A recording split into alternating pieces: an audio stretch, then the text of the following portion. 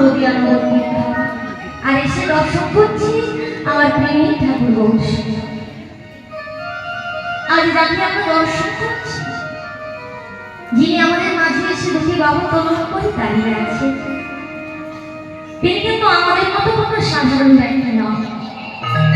তিনি কে না, তিনি হলেন এই পৃথিবী পালন কর্তা, যার একটা ইশারায় এই পৃথিবীর লয় প্রলয় ঘটে যায়।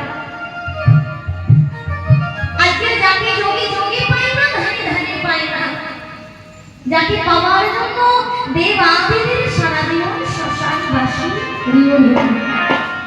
সে আমাদের মতো এই ভক্তের মাঝে এসে বাহু তোলন করে দাঁড়িয়েছে আর চিৎকার করে বলছে, ওরে কলির জ্ঞানম হরি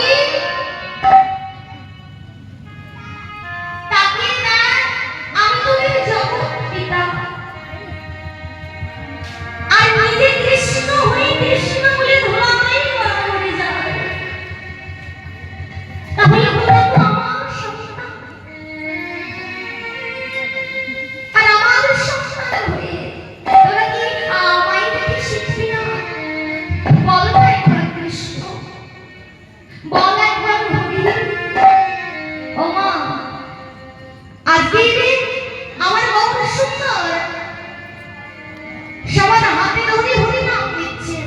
যে নিতে চাইছে তার হাতে ধরে নাম দিচ্ছে, যে নিতে চাইছে না তার চরণে ধুলায় লুটিয়ে পড়ে নাম দিচ্ছে।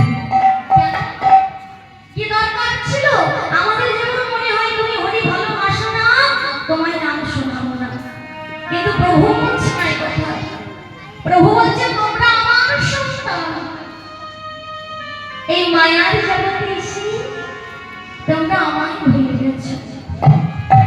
তোমরা জানো না এই কলির জীবে একমাত্র হরি নাম ছাড়া কোনো গতি নাই, কোনো গতি নাই, কোনো গতি নাই। আর গৌর সুন্দর বলছে তোমরা জানো না, আমি তো জানি যে হরি নাম ছাড়া ভব পারাপারে কেউ হতে পারবে না। কিন্তু তোমরা তো আজ আমায় ভুলে বসে আছো, কিন্তু তোমরা আমায় ভুলে দিলেও আমি তো তোমাদের ভুলতে পারি না। কি বাবা, এই কলিযুগে এটা ঘটছে। ছেলে মেয়েরা বাবা মাকে ভুলে যায়, এটা মেনে নেওয়া যাচ্ছে কলিযুগে, তাই না? কিন্তু বলুন তো, কোনো বাবা মাকে সেই সন্তান যতই কুসন্তান হোক, কোনো বাবা মা সেই সন্তানকে ভুলে যেতে পারবে? কি গো বাবা, পারবে না? পারবে না। কেন না? ছেলেটা বাবাকে ভুলে যায়, কিন্তু সেই বাবা মা কোনোদিন ছেলেটাকে ভুলবে না। তাই আজকে আমার গৌর সুন্দর বলছে তোমরা আমায় ভুলে গেছো, তোমরা আমার কথা মনে রাখোনি, কিন্তু আমি তো তোমাদের পিতা, আমি তোমাদের ভুলে থাকতে পারবো না, আমি তোমাদের ভুলে যেতে পারি না। তাই আমি তোমাদের নাম দেব, তোমরা না চাইলেও তোমাদের উদ্ধারের পথ আমি তোমাদের দেখিয়ে দেব। তাই আমার গৌর সুন্দর সমস্ত ভক্তবৃন্দকে নিয়ে হরি নাম করছে, কৃষ্ণ নাম করছে। আজকে সমস্ত ভক্ত একত্রিত হয়েছে, আর একত্রিত হয়ে সবাই মিলে ওই মধুর কৃষ্ণ নাম দিয়েছে। আজ মহাপ্রভু বলছে বলো বলো, তোমরা আমার সাথে একবার হরি নাম বলো, একবার কৃষ্ণ নাম বলো। প্রভু, আমরা যদি হরি নাম করি তাহলে আমাদের লাভ কি হবে? আমরা কলির জিতবো, যাই করবো আগে দেখবো আমাদের লাভ কি হবে। বলি প্রভু, আমরা যে হরি নাম করবো তাহলে আমাদের লাভ কি হবে? বলো না প্রভু। বলে তোমাদের লাভ কি হবে জানো না? তোমাদের ত্রিতাপ জ্বালা দূরে ত্রিতাপ জ্বালা আধ্যাত্মিক আদি ভৌতিক আদি দৈবিক জ্বালা। এই কলিযুগের মানুষকে তিনটি যন্ত্রণা ভোগ করতেই হবে। আর প্রভু বলছেন যদি কেউ হরি নামকে ধরতে পারে এই ত্রিতাপ জ্বালা দূরে যাবে। আমার গৌর সুন্দর তিনি বলছেন বলো বলো আমার সাথে হরি নাম বলো। সমস্ত ভক্তবৃন্দ বলছে প্রভু, আজ তুমি আমাদের এত করে বলছো, আমরা নাম না বলে থাকতে পারি? আমার বহু সুন্দর সমস্ত ভক্তবৃন্দকে নিয়ে হরি নাম করছে কেমন করে ভজ শ্রী কৃষ্ণ কহ শ্রী কৃষ্ণ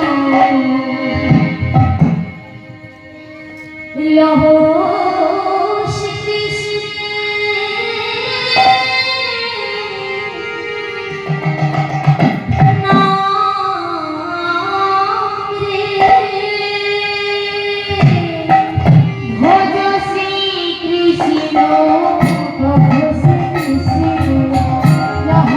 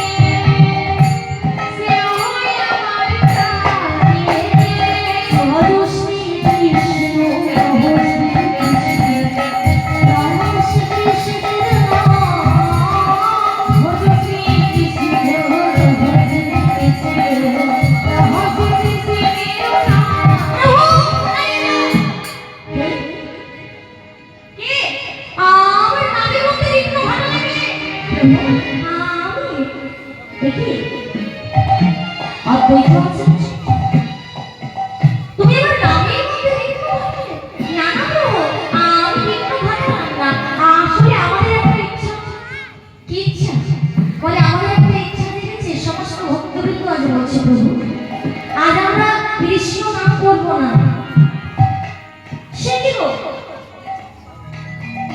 আজ এখানে এত ভক্ত এসেছে কেউ কৃষ্ণ নাম করবে না বলে তা নয় প্রভু শুধু কৃষ্ণ নাম করবো না কেন না কৃষ্ণের সাথে সাথে আমরা আরো একজনের নাম করব কি আরো একজনের নাম করবে কেন বলে প্রভু তার যদি নাম না করি তাহলে আমাদের এই জগৎ তো বিভ্রান্তি চলে যাবে কারণ তার কৃপা দিয়ে তোমরা কৃষ্ণকে পেলাম কৃষ্ণ কিবা জানতে বলে সে কি বলে গোরা যদি নাই বা হতো নাই বা হতো কেমনে হইতো কেমনে ধরিত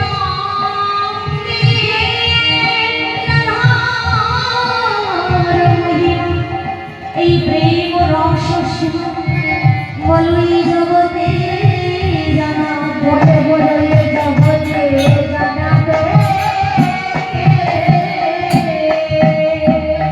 প্রভু আমরা এই কলির মানুষ আর এই কলির মানুষ যদি আমরা গৌর হরি না আসতেন তাহলে কোনদিন আমরা ওই রাধার মহিমা আমার প্রাণ কৃষ্ণের লীলা আমরা কেউ জানতে পারতাম না কারণ সে গোলকের লোকাম প্রেম আমার গৌর সুন্দর সেই জগজমের কাছে দিয়েছে তাই আমরা কলির মানুষ আজ আমরা কৃষ্ণের নামের সাথে সাথে আরো একজনের নাম করবো সে কে না আমার প্রেমের ঠাকুর গৌর আমরা সবাই মিলে কি বলবো বইকে বাহুল্য তোলেন সবাই হ্যাঁ সবাই মিলে এদিকে সঙ্গে বসে সবাই আসছে ধসে যেন না যায় এই ধসে যেন না যায় সবাই মিলে করো তালি দেবো আর বলবো আজকে আমরা কি বলবো প্রভু আর আমরা তোমার সঙ্গে কি বলবো জানো ভজ রাম গো রাম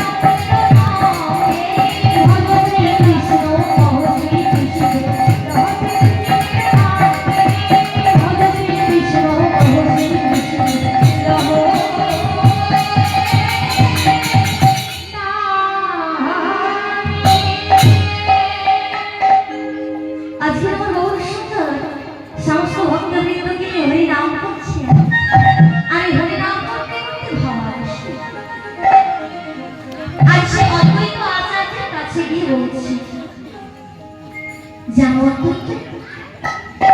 আজ আমি এত হরিনাম করলাম, এত কৃষ্ণনাম করলাম, তবু যেন আমার হরি হরি কাঁদা হলো না। আজ মহাপ্রভু বলছেন যে আমি এত কৃষ্ণনাম করলাম, এত হরিনাম করলাম, তবু যেন আজ আমার হরি বলে শান্তি লাগে। আর সেখানে আমরা এই যেখানে আমার মনসুন্দরীর জীবনায় এক সেকেন্ডের মধ্যে কৃষ্ণ নামটা চলে যায়নি, সেই মনসুন্দর বলছে আমার আজও কৃষ্ণ বলা হলো না। আর আমরা যদি দিন অন্তে একবার কৃষ্ণ বলি, আমরা অনেক কাছে আমি হরিনাম করি। আর সেখানে মহাপ্রভু শিক্ষা দিচ্ছে, যেই বলেছে আমার কৃষ্ণ বলা হলো না, আচার্য ধুলা হয় লুটিয়ে পড়ে বলছে মোল বন্ধ হয়ে যাবে। আজ আমার এই কথা শ্রবণ করি, আমার যে মনের আশা ছিল,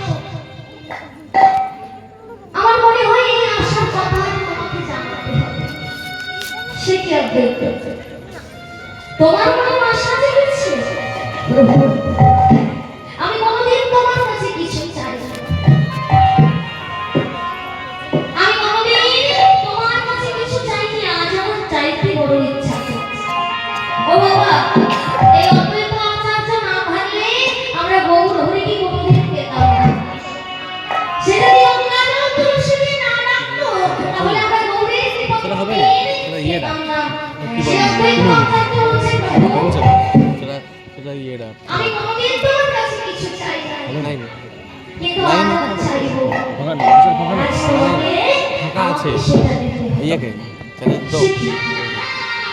আজ তুমি আমার কাছে চাইবে, বলো তুমি যা চাইবে, আজ তুমি যা চাইবে তোমায় আমি তাই দেব, দেব, দেব। আজ তুমি যা চাইবে বলে প্রভু সত্যি বলছো, বলে আজকে আমরা সবাই গৌর হরিকে দর্শন করব। আজ আমরা এখানে এসেছি ভক্ত এবং ভগবানের মিলন লীলা শ্রবণ করব। তাহলে যে ভক্তির কথা আমরা শ্রবণ করব, সেই ভক্তটাকে আমরা একটু জানবো, তাই না? আজকে এই অদ্বৈত আচার্য বলছে প্রভু আমার কৃষ্ণ বলে কাঁদা হলো না, এই জন্যে এই কলিযুগে অদ্বৈত আচার্য রূপে এসে কৃষ্ণ বলে আমার শান্তি মিলল না প্রভু। তাই তুমি আমায় কৃপা করো, আমি এই আশীর্বাদ চাইছি যেন আমি পুনরায় আবার ভক্ত হয়ে এই কলিযুগের মাটিতে যেন আবার জন্ম নিতে পারি। সেই অদ্বৈত আচার্য যে তিন যুগে ছিল দেব আদিদেব মহাদেব, এই কলিযুগে হয়েছে শ্রী অদ্বৈত আচার্য। সেই অদ্বৈত আচার্য পুনরায় আবার জন্ম নিচ্ছেন এই কলিযুগে। তার ঘরে কোথায় জন্ম কেমন ভাবে ভগবানের দর্শন পেলেন, কেমন করে কৃপা লাভ করলেন, আজ আমরা এই লীলার মধ্যে সবাই জানতে পারবো। তাই আজ আমরা সবাই মিলে আজ মহাপ্রভু যেই আশীর্বাদ করে দিয়েছেন, আজ অদ্বৈত আচার্যের বড় আনন্দ। কেন না সে আবার পুনরায় ভক্ত হয়ে আসবে। আর এই যে ভক্ত ভগবানকে দর্শন পাওয়ার আগে পর্যন্ত ভগবানের কৃপা হয়ে গেলে জীবন তো ধন্য হবে, কিন্তু ভগবানের কাছে যাওয়া, এক জায়গা থেকে অন্য জায়গায় যাওয়ার যে আনন্দ, ভক্তদের কিভাবে ভগবানের কাছে পৌঁছাচ্ছে আজ আমরা জানবো। তার মনে কেমন আনন্দ হচ্ছে আমরা সেটা অনুভব করবো। আর এই লীলার মধ্যে সমস্ত কিছু জেনে আমাদের যেমন আশা যাবে যে আমাদের কবে ভগবানের কৃপা লাভ হবে। আজ আমরা এর কথা শুনে যদি অদ্বৈত আচার্যের কৃপা হয়, ভক্ত শক্তির কৃপা হয়, তাহলে এই যে হাজার হাজার ভক্ত এসেছে। এই ভক্তের সাথেও ভগবানের একদিন না একদিন সাক্ষাৎ হয়ে যাবে। আমরা এই নদীর ধাম থেকে যাব, নীলায় প্রবেশ করব। আমরা জানবো ভক্ত কোথায় জন্ম নিচ্ছে। আজ তিনি আবির্ভূত হচ্ছে, তিনি কিন্তু যেমন তেমন ব্যক্তি নন। বৈষ্ণবানাং যথাসম্ভব, বৈষ্ণবানাং যথাসম্ভব। 12 জন বৈষ্ণবের মধ্যে একজন দেবাদিদেব মহাদেব। সেই বৈষ্ণব কার ঘরে জন্ম নিচ্ছে, কেমন ভাবে জন্ম নিচ্ছে, আজ আমরা জানবো। তাই এত কষ্ট করে নদীর ধাম এসেছি, তাই না? এত কষ্ট করে যখন এসেছি, চলুন একটু জয় দেবো। হ্যাঁ, সবাই একটু জয় দেবো। আর জয় ধ্বনি করতে করতে যাবো কোথায়? ওই ঘরের মহাপ্রভুর নাম সবাই মিলে বলবো, জয় জয় নদীর ধাম কি জয়টা হলো কি?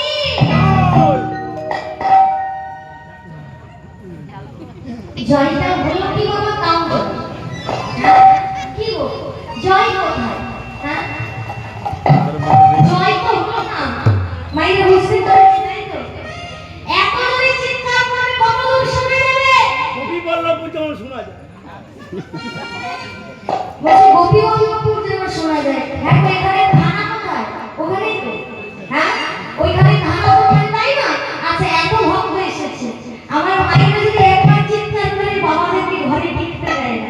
হ্যাঁ, আর এখানে হাজার হাজার মায়েরা এসেছে যখন, তাহলে হলো ওই গোপী বল্লভপুরের থানা বড়বাবু যেমন ছুটে আসে এখানে, যে আজকে এই গ্রামে কি এমন হচ্ছে যার জন্য এত চিৎকার।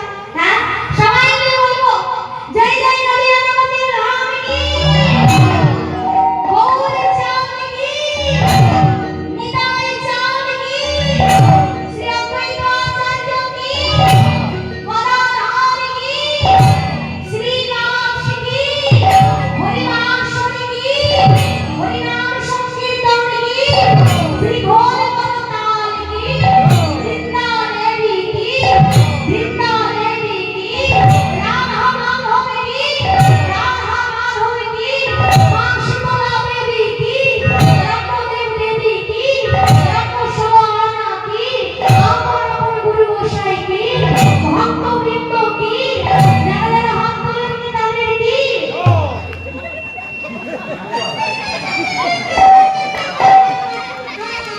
তাহলে জয় হোক। হ্যাঁ, সবাই মিলে আমরা চলুন এক ভজন গানের মধ্যে দিয়ে ভজন গানে প্রবেশ করব। আসতে পাইনা, চঞ্চল হবে না, মিলাই প্রবেশ করব।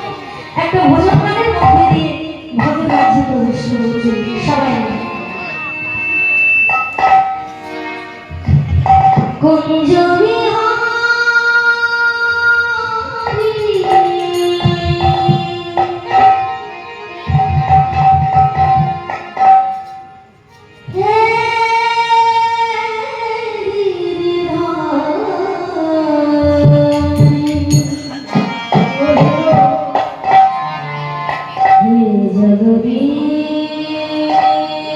জগদীশ্বর হে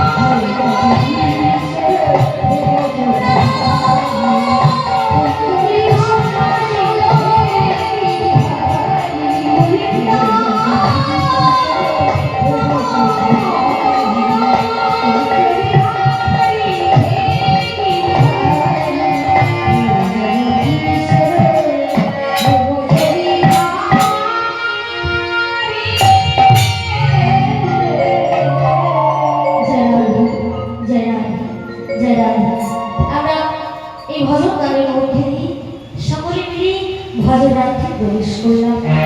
আজ আমরা সবাই মিলে এলাম ওই নদীর মধ্যে ধার থেকে ধারের তো বাহাদুর করলাম, যেখানে জন্ম নিচ্ছেন ভক্ত। আর যে ভক্ত আজ আমরা জানবো তার কথা, তার নাম, তার মাতা পিতার নাম আজ আমরা সবাই মিলে জানবো। তাহলে আজকে সবাই মিলে এলাম কোথায় মাইনা? ধারের নাম বাহাদুরপুর গ্রাম। মাইনা তুমি শুনছো তো? হ্যাঁ, আর মাঝে মাঝে একটু মাথাটা নাড়বে, হ্যাঁ তাই না? মাথা নাড় দিয়ে এই যে ধরুন গল্প যদি বলে মাঝে মাঝে হুক না দিলে মনে করবে ঘুমিয়ে গেছে, তাই না? মাইনা ভেবে তো মাথা নাড়া দেবে। আচ্ছা, তাহলে মন দিয়ে একটু শুনবো, আর মন দিয়ে যদি না শুনি এরপর আমি যদি কোনো কিছু জিজ্ঞাসা করি তাহলে বলতে পারবে না, আর যদি বলতে না পারে তাহলে মায়ের ভালো লাগবে না, আর যদি কিছুই বুঝতে না পারে সকালেও বাসন মাজবে আর বলবে ওই অমদূর থেকে এসে মেয়েটা কি যে বলে না কিছুই হয়ে বলবে, তাই না? তাহলে মায়েরা একটু কৃপা করে ধৈর্য ধরে শুনবো। তাহলে আচ্ছা মিলান করবো আরম্ভে, আগে জেনে নেওয়া ভালো। আচ্ছা কেউ বাড়ি চলে যাবো না তো? কি গো, কেউ বাড়ি চলে যাবো না তো? সবাই থাকবো তো? লীলা সমাপ্ত করে যাবো তো? হ্যাঁ, সবাই কথা দিলেন তো? কি গো, কথা দিলে? আচ্ছা চলো সবাই মিলে আজ আমরা সবাই মিলে আশীর্বাদ করবো লীলা। আজকে এসেছি কোথায়? ধারের বাহাদুর করলাম। আজকে জানুয়ারি, আজ পরম বৈষ্ণব জন্ম নিচ্ছে। আচ্ছা যেমন তেমন ঘরে কি জন্ম নেবে? কি গো, হ্যাঁ? আজ পরম বৈষ্ণব বৈষ্ণব বান্ধব যথাসম্ভব দেব আদেব মহাদেব জন্ম নিচ্ছে। যাত্রা ঘরে কি নিতে পারে? হ্যাঁ, নিতে পারে না। তাহলে যার ঘরে জন্ম নিচ্ছে, যে মায়ের গর্ভে আসছে, সে মায়ের জীবন কাহিনীটা শুরু করবে। আজকে ধারের বাহাদুরপুর গ্রামে দুইজন ভক্ত বসবাস করে। একজনের নাম হলো কৃষ্ণ মণ্ডল, আর একজনের নাম হলো দুরিকা দেবী। তাহলে কৃষ্ণ মণ্ডল, দুরিকা দেবী, কৃষ্ণ মণ্ডলের স্ত্রী হলো দুরিকা দেবী। দুইজন ভক্ত বসবাস করে একটা ছোট্ট তাল পাতার কুটিরে। একটা ছোট্ট তাল পাতার কুটির মা আজ তাদের বিবাহ হয়েছে অনেকগুলো বছর, কিন্তু তাদের কোনো সন্তান হয়নি। এইবার মাইনা বলল, যদি কোনো মেয়ের বিবাহ হয়ে যায় তারপর যদি তার কোনো সন্তান না হয়, তাহলে গ্রামের মানুষ, তার ঘরের নিজের মানুষরা তাকে নানা কথা বলে না। কি বলে না? বলেন না, বলে তো বলে। আচ্ছা এই যে দুরিকা দেবী, তাদের বিবাহ হয়ে গেছে কিন্তু তাদের কোনো সন্তান হয়, কিন্তু সেই গ্রামে ওই দুরিকা দেবীর কোনো ভক্ত আর কেউ ছিল না। সে উঠতে বসতে যে যাই করুক, যা কাজ করুক না কেন, শুধুমাত্র ভগবানের নাম করতেই ভুলে যাচ্ছে। এইভাবে তাদের দিন কাটছে। গ্রামের মেয়েরা মাঝে মাঝে তাদের কথা শোনায়, দেখেছো? হ্যাঁ, শুধু কৃষ্ণ কৃষ্ণ করে যায়, শুধু বলে ভগবানকে ভালোবাসে, ভগবানের নাম করে যায়। তো ভগবানের তুমি নাম করবে, তোমার ঘরে একটা ছেলে হলো না কেন? হ্যাঁ, তুমি নাম ভালো করে করতে পারো না, তুমি আমাদের দেখানোর জন্য করো। গ্রামের মেয়েরা এইভাবে কথা শোনে। চলো ধুল মিলে বল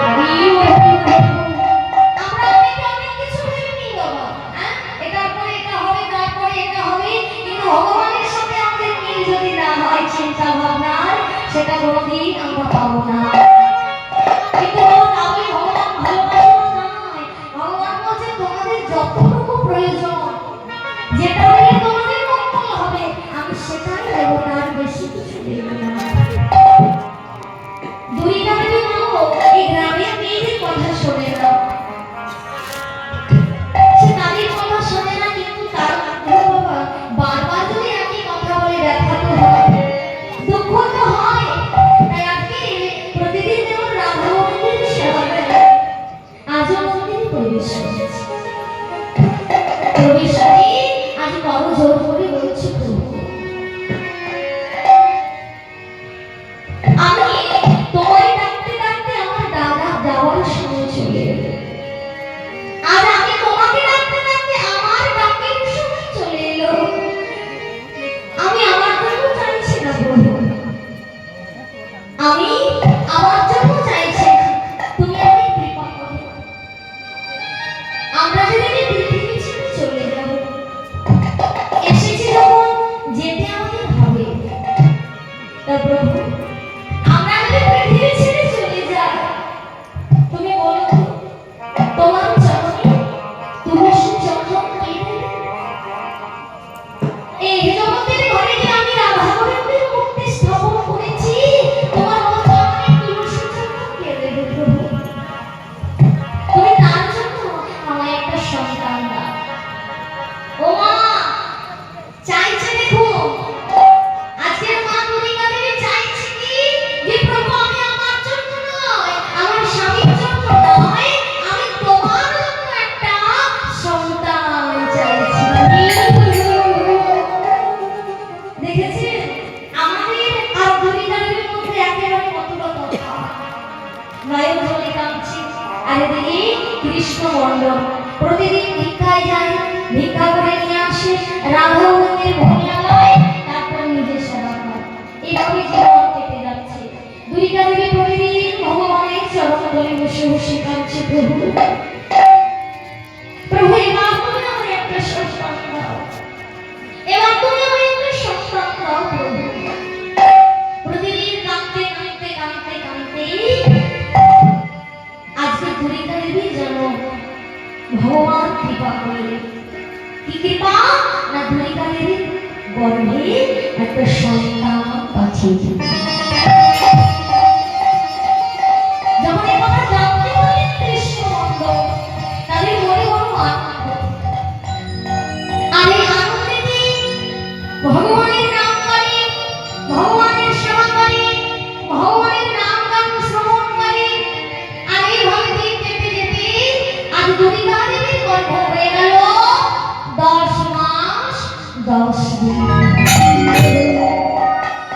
10 মাস 10 দিন ভগবানের নাম শ্রবণ করছে, সন্তান কিন্তু গর্ভ মাঝে আছে।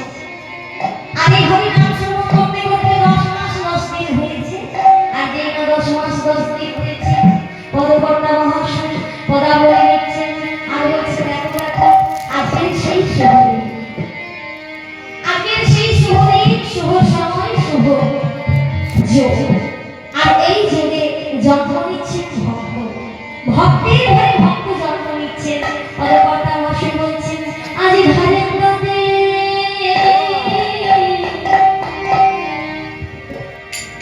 জগমণি শ্রীদুখী মণ্ডল আজ ঘরে কাঁদে জগমণির শ্রীদুখী মণ্ডল। আজ ঘরে কাঁদে জগমণির শ্রীদুখী মণ্ডল। আজ মাতার দুর্গা পিতা কৃষ্ণ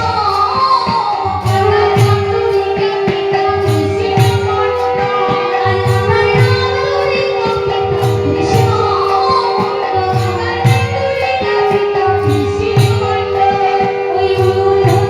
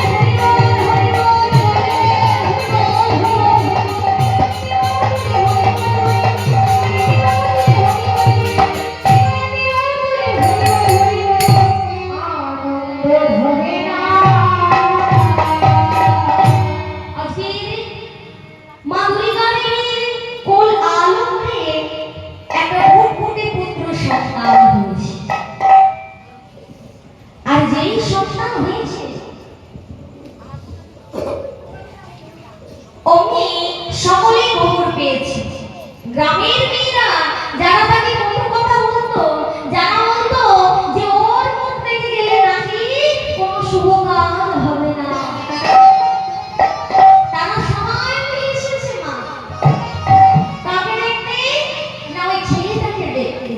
কেন না সবাই মিলে বলছে যে দেখো দেখো, আজকে যার বাবা এমন নয়, যার মা এমন নয়, তার সন্তান দেখেছে, তার ছেলেটা হয়েছে একেবারে চাঁদের। সবাই মিলে কথা বলছে আর সবাই মিলে চিৎকার করে বলছে শোনো শোনো, কেন তোমরা এখানে দাঁড়িয়ে আছো? যাও যাও দেখে এসো। ও দিদি বলি হ্যাঁ গো, তোমরা সত্যি বলছো? তোমরা ছেলেটাকে দেখে? বলি হ্যাঁ হ্যাঁ, আমরা ছেলেটাকে দেখে তার কথা বলছি। তোমরা যাও একবার দেখে আসো, ছেলেটাকে একবার দেখে এসো, তাহলেই বলবে। আজকে মধুরী ছেলেটাকে কোলে নিয়ে বসে আছে আর সমস্ত গ্রামের মেয়েরা এসেছে আর বলছে দরিকা, ও দরিকা, কি গো বলি ছেলে হয়েছে বলে কি লুকিয়ে দিয়েছো নাকি? বলে না না দিদি, লুকিয়ে দেবো কেন? এই দেখো আমার সন্তান, দেখেছো? হ্যাঁ তোমার ছেলে তো একেবারে তোমার মতো নয় গো, একেবারে হয়েছে চাঁদের মতো। বলে না না দিদি, তোমাদের কৃপাতেই তো আমি আমার সন্তানকে করে দিয়েছি। দেখেছো তোমার মা অভিমানকে কোনো মান নেই, মাকে বলছে না যে তোমরা আমার কথা শুনেছিলে, তাকে বলছে কোনো মান নেই, একে বলে ভক্ত। আজকে দুই দাঁড়িয়ে বলছে নাও না দিদি, বলে দাও আমার ছেলেকে বলছে বলে দিলে না, নাও নাও এই নাও আমার ছেলেকে নাও। সবাই মিলে ছেলেকে দেখেছি আর একটা জিজ্ঞাসা করছে, বলছে হ্যাঁ গো বলি তোমার স্বামী কোথায়? সবাইকে দেখছি কিন্তু কই কৃষ্ণমণ্ডলকে তো দেখছি না। আর যে নাই কথা বলেছে মাথাটা নত করে দড়িকাদেরই বলছে দিদি তোমরা তো জানো যে আমরা প্রতিদিন ভিক্ষা যদি না যাই, আমরা দিনহীন, আমরা কাঙাল, আমরা ভিখারি। আর ভিক্ষায় যদি না যায়, ভিক্ষা করে যদি না আনি, তাহলে আমরা রাধা মাধবকে সেবা দেব কি করে? কিন্তু তোমার এই অবস্থায় তোমার স্বামী তোমায় ছেড়ে যাবে না দিদি, ও যেতে চাইবে, আমি পাঠিয়েছি, আমি বলেছি যাও। আমরা সেবা করে মানা করি, কিন্তু আমার রাধা মাধবকে তো সেবা দিতে হবে। তার জন্য আমি তাকে বলেছি সে যেন ভিক্ষা করে চলে আসে। তাই সে গিয়েছে। বলে ও আচ্ছা, সে তো জানে না যে তোমার ছেলে হয়েছে? বলে না। তাহলে এক কাজ করো, আমরাই এই গ্রামের একজনকে ওকে ডাকবার জন্য পাঠিয়ে দিই। দিদি তোমরা পারবে? বলে হ্যাঁ হ্যাঁ পারবো পারবো। তাই গ্রামে তো সবাই খারাপ হয় না, হ্যাঁ তাই ভালো যেন তারা বলে ঠিক আছে ঠিক আছে, কাউকে যেতে হবে না, আমরা যাচ্ছি। আমরা গিয়ে তাকে ডেকে নিয়ে আসবো। আর কৃষ্ণমণ্ডল কি করে না